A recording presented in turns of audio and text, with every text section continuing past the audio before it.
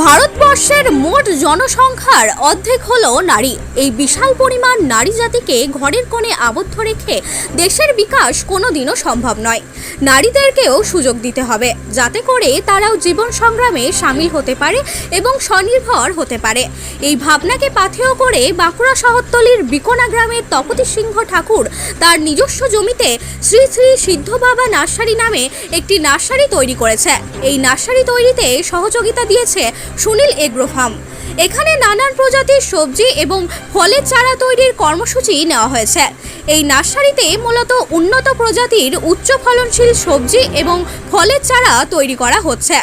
এই প্রকল্পের মূল ভাবনা নারী শক্তির বিকাশ ও কর্মসংস্থানের সুযোগ বৃদ্ধি। বাঁকুড়া থেকে সুনীল দাসের রিপোর্ট, RLM নিউজ। কোন ভাবনা থেকে আপনি এই প্রকল্পটা নিলেন?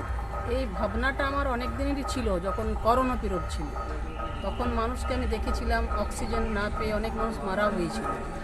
এইসব অনেক চিন্তাভাবনা মাথায় রাখার পর তখন তো আমি এতটা করতে পারবো ভাবতে পারিনি।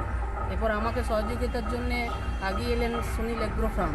ওনাদের সহযোগিতাতে আমি আমার নিজের কিছু চারা গাছ বা মানুষ যে উন্নত প্রজাতির সবজি টবজি ফল টল এইসব নিয়ে আমি এটা উদ্যোগটা নিয়েছিলাম। বা কিছু মানুষের কর্মসংস্থান হবে, বেকার ছেলেরা এখানে এসে কাজ করবে, তাদেরকে কিছু আমি দিতে পারবো। এসব বিভিন্ন রকম চিন্তাভাবনা মাথায় ছিল। উন্নত মানে ফলটা আসবে, সেটা এখনও আসেনি। অর্ডার দেওয়া হয়েছে, বর্ষার আগে ওটা আমি নামিয়ে দেবো। আর এখানে আমাদের ভার্মি কম্পোস্টের সার, সেটা একদম তৈরি করে প্যাকেটিং করে দেওয়া হয়। বা একটা ওই ভার্মি কম্পোস্ট ছাড়াও আর একটা নিম সার আছে, যে সারের কোনো হবে না, সাইড ইফেক্ট হবে না, গাছ খুব ভালো হবে এবং উন্নত প্রজাতিরই গাছ হবে।